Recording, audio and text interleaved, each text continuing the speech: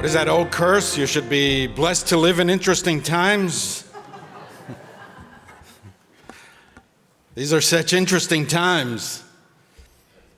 Anxious times, too, fraught with challenges and risks. What an astonishing week here in New York City. I congratulate Zohran Mamdani on his victory. It was substantial. It was convincing. It reflected the will of the majority of New York voters. Mayor-elect Mamdani won just over 50% of the total vote in a three-person race. He ran an outstanding campaign that inspired legions of New Yorkers, especially young people. They sent important messages to us. It would be wise to analyze and understand them. It was quite a remarkable achievement in at least three ways. Mr. Mamdani has practically no managerial experience and was nonetheless elected to manage what may be the most complicated political bureaucracy in the entire country. He's a socialist in the most capitalistic city in the history of civilization, and he's an anti-Zionist in the most Jewishly populated city in the world. There are more Jews who live in New York than Jerusalem. I uphold and honor the democratic process, and therefore, if the mayor-elect reaches out to me, either in my capacity as the senior rabbi of the Stephen Wise Free Synagogue or in my role as the president of the New York Board of Rabbis, of course, I will readily engage in dialogue and offer my support wherever possible. If he's a good mayor, it will redound to the benefit of all New Yorkers. This synagogue has been a beacon of human dignity for over a century, and from the outset recognized that engagement in the public sphere is necessary in order to advance Judaism's moral aspirations. In addition to founding the Free Synagogue, Rabbi Wise co-founded the NAACP, the ACLU, and was a formidable defender of labor unions and workers' rights. He offered his cooperation to local and national political leaders wherever he or they felt that he could make a difference. And we will too. Rabbi Wise was also the leading Zionist of American Jewry during the entire first half of the 20th century. His liberal worldview was no impediment to his Zionist commitments, the opposite. It was because he was a liberal that he became a fierce defender of the right of the Jewish people to a national home in its national homeland. This was no contradiction in his eyes.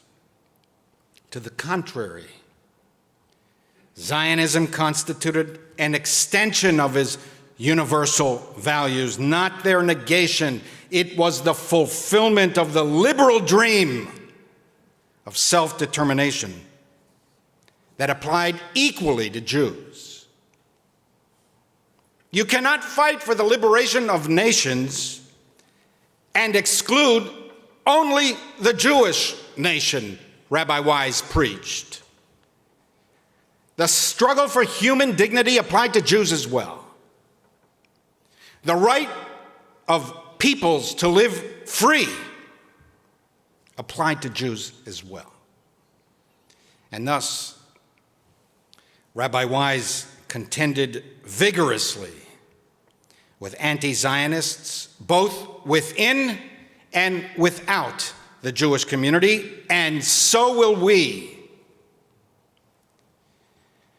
Rabbi Wise loved the Jewish people with all his heart and with all his soul, and ferociously defended the security and dignity of American and world Jewry. And so will we. The predominant issue in these elections were affordability, transportation, economic disparity, taxation, poverty, crime, immigration. Judaism has much to say about each of these issues, and I expect that in the coming years we will have ample opportunity to discuss the application of millennia-old Jewish values to these contemporary issues. For now, I will focus on the specific anxiety and threats felt so deeply by so many Americans in the Jewish community in New York and throughout the country. I met the mayor-elect in late August, after the primaries. Several prominent and liberal New York City rabbis spent an hour with him. We were interested in all of the issues that could make life better for New Yorkers. But most of our discussion was focused on the specific concerns of the New York Jewish community. We entered with open hearts and open minds. Most of us had never met the candidate, and we were interested in taking the measure of the man. As the meeting unfolded, our mood steadily darkened and our fears increased. We were impressed with Mr. Mamdani's high intelligence and considerable political skills. He's a quick thinker and possesses an easy facility with words. He connects with people in a deep way. And it was these very political skills that heightened our anxiety. Zohran Mamdani is an ideologically committed, dogmatic opponent of the Zionist idea. He is not simply a critic of Israel. Policy differences are central to democratic discourse and entirely legitimate. No country and no government are beyond criticism, even harsh, even unfair criticism. It's a false accusation, a red herring to accuse Israel supporters of castigating critics of Israeli government policy as anti-Semitic. It is not true. Jews themselves are Israel's fiercest critics. But Mayor-elect Mamdani does not believe in coexistence. He does not believe in two states for two peoples. His opposition to Israel is existential. He believes that Israel has no right to exist at all as a Jewish state in any territory. This, of course, is the position of Israel's most implacable foes. It is the ideology of Hamas, Hezbollah, Iran, and their supporters in the West. The reason this talented politician with such impressive verbal skills has been unable to convincingly explain away his support for the refrains, globalize the Intifada, free Palestine, from the river to the sea, is that these slogans represent his core beliefs. He doesn't hide it. To the contrary, he's proud of it. The struggle for the Palestinian liberation was at the core of my politics and continues to be, he proclaimed in a 2023 keynote speech to the Democratic Socialists of America. None of this is about coexistence. What most of those who shout globalize the Intifada mean is October 7th. For most of them, free Palestine means October 7th. From the river to the sea means October 7th. Anti-Zionism is an illiberal philosophy at its very core, and it offends me, both as a liberal and as a Jew. I questioned Mr. Mamdani about this in our August meeting. What would lead a teenager who grew up among so many Jews in New York City, I asked, and who had many Jewish friends, to co-establish the Bowdoin College chapter of the Students for Justice in Palestine, whose convictions and actions are aimed at destroying the world's only Jewish state? That was 16 years ago. 14 years before October 7th. Here was Mayor Adams' statement after October 7th. We are not all right when we see young girls pulled from their homes and dragged through the streets. We are not all right when we see grandmothers being pulled away from their homes and children shot in front of their families. We are not all right when here in the city of New York, there are those who celebrate at the same time that the devastation is taking place. Israel has a right to defend itself. Hamas must be dismantled and destroyed. Not only, said Mayor Adams, am I the chief executive of the city, but I am your brother. Your fight is my fight. You marched with us and with Dr. King. You stood with us. And we're going to stand with you and stand united together. That was Mayor Adams. Here was Zohran Mamdani's statement on October 8th, 2023, one day after the pogrom. I mourn the hundreds of people killed across Israel and Palestine in the last 36 hours. Netanyahu's declaration of war will undoubtedly lead to more violence and suffering in the days and weeks to come. The path to a just and lasting peace can only begin by ending the occupation and dismantling apartheid. And Zohran Mamdani later added the modern-day blood libel accusing Israel of genocide. And here was the content of Mamdani's Students for Justice in Palestine toolkit immediately after October 7th. The Hamas attacks constituted an historic win for the Palestinian resistance and a natural and justified response. Israel's victims were not civilians, but settlers, and all forms of resistance, including armed struggle, is legitimate. Responsibility for every single death falls on the Zionist entity. This kind of hatred of Israel is irredeemable.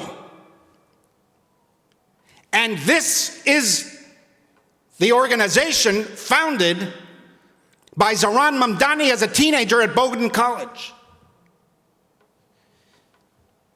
Now, what's the problem, you ask? The mayor of New York City has little influence on foreign affairs. What difference does it make? Well, if Mayor Mamdani indeed focuses on all the local issues that should preoccupy the mayor of New York City, it might not be as bad as we anticipate. But in the more likely event that he pursues the hostility to Israel as a central policy objective, as he said to the Democratic Socialists of America, that anti-Zionism is the core reason for his politics. If he appoints like-minded anti-Zionist ideologues, for example, to lead the Department of Education, which oversees the curriculum of over 1 million young New Yorkers, if he shutters the Cornell Technion partnership, as he vowed to do, if he continues to make similar statements as those in a recently surfaced video that when the boot of the NYPD is on your neck, it has been laced by the IDF. If he uses this immense bully pulpit of the mayor of New York City to continue to delegitimize the Zionist idea and the state of Israel, then it will put all of us, all of the Jews in New York City, and all Jews in the United States in much greater danger. At our August meeting, we discussed security for Jewish institutions. We reminded Mr. Mamdani that Jews are disproportionately targeted for hate crimes, far more than any other minority. We expressed the anxieties, even fears, of New York Jews that his mayoralty would increase the risks to the Jewish community. Mr. Mamdani responded that he would not reduce policing around Jewish institutions. If anything, he said, he would increase police presence if necessary.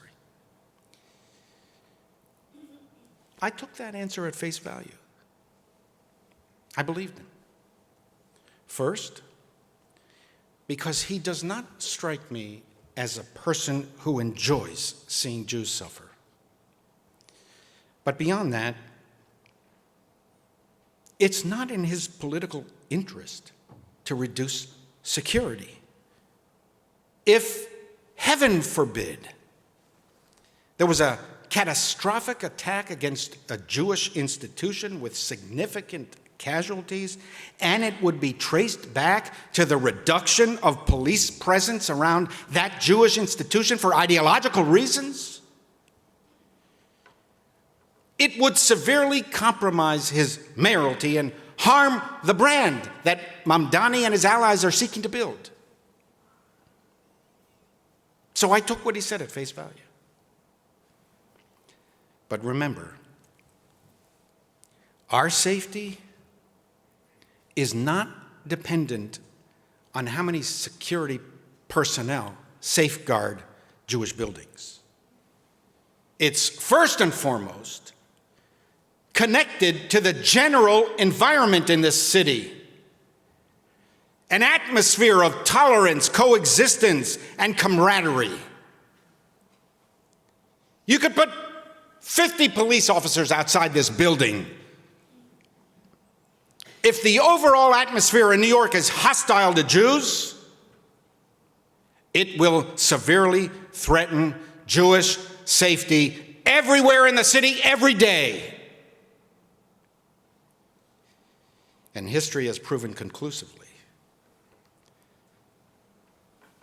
that what starts with Jews never ends with Jews. The city itself will become much nastier and much more violent. And that is the main threat from the ideologically driven anti-Zionism of Zohran Mamdani.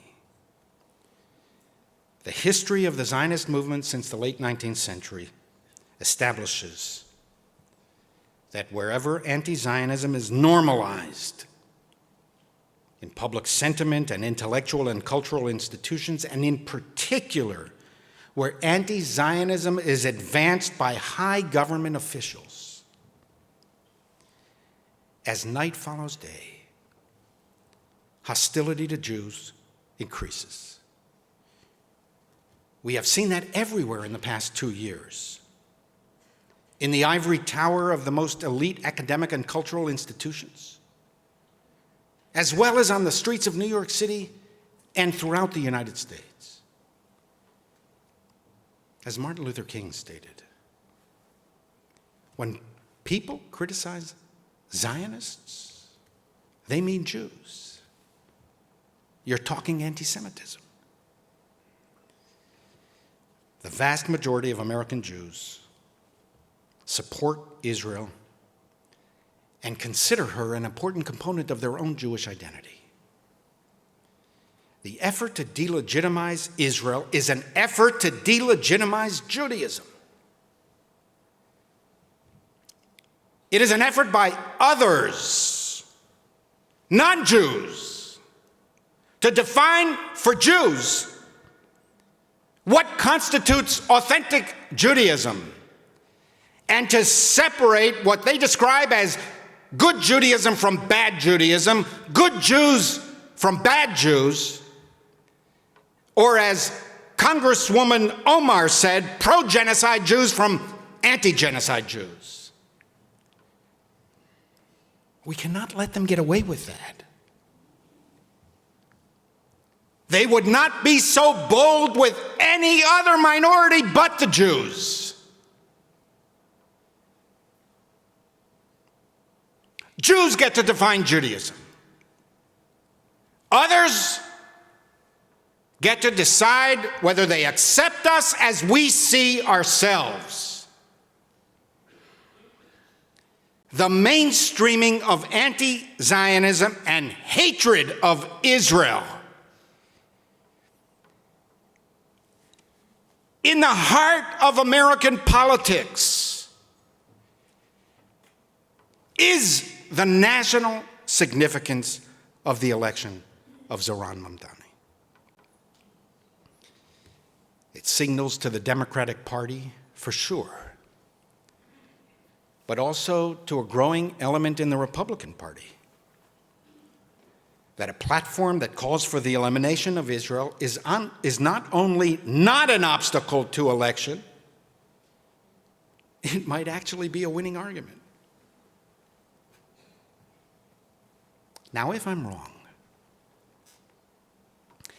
if I have misstated the mayor-elect's position in any way, or if he has had a change of heart, if his thinking has evolved with the evolution of his enormous additional responsibilities he will soon assume, let him say so. Come here and tell us. And clarify his evolving understanding. It will be most welcomed by the Jewish community. Friends, these are challenging and difficult times for the country, for our city, and for the Jewish community. The eruption of anti-Semitism since October 7th has shocked American Jews. The age-old virus of Jew hatred experienced by 100 generations of our ancestors is new to American Jews. In that sense, while very ancient, it's a novel virus for us. Practically no Jew alive has experienced this level of animosity in the United States. The Golden Land, the land that we love, this exceptional country that embraced Jews in such exceptional ways. We haven't yet found our bearings. We are still disoriented, still traumatized by October 7th, and can't quite figure out whether our historic allies and partners are still with us. We need allies. The past 2 years have emphatically reminded us that we are a small minority. I hope that Zohran Mamdani will prove to be a good mayor, a uniter, not a divider, a healer, and a peacemaker. I hope that he honors the pledge that he himself made to understand the perspectives of those with whom I disagree and to wrestle deeply with those disagreements. I hope that he governs as a pragmatist, not an ideologue. In the end, while poetry characterizes campaigns, pragmatism defines successful governance. And while there are hints of that kind of moderation in issues the mayor-elect has raised during the campaign, I detected none of it with respect to his animus towards Israel. And therefore, let it be known at this, the dawn of a new day, for the good of the city and for the well-being of the Jewish community, we will support Mayor Mamdani's policies where we can and oppose them where we must.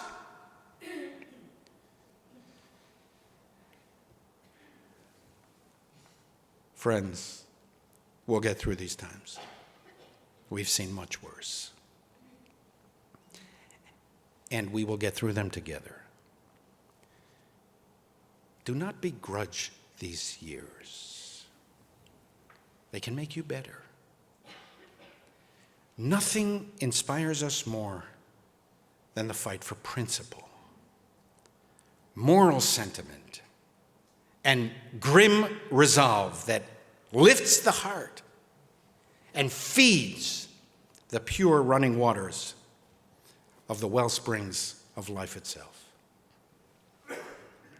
We get better through struggle. We do not seek, nor do we expect a struggle-free world. We do not seek to empty challenges from life, but to challenge the emptiness of life. Not to escape struggle, but to struggle with escapism. We should want our fight to count, to mean something. Amidst the challenges of the years ahead, lay opportunities for sacrifice and service and ennobling struggle. And remember, there is no sentiment more Jewish and no truer assertion than Am Yisrael Chai. The people of Israel lives ad belidai, forever, and will continue to exist forevermore.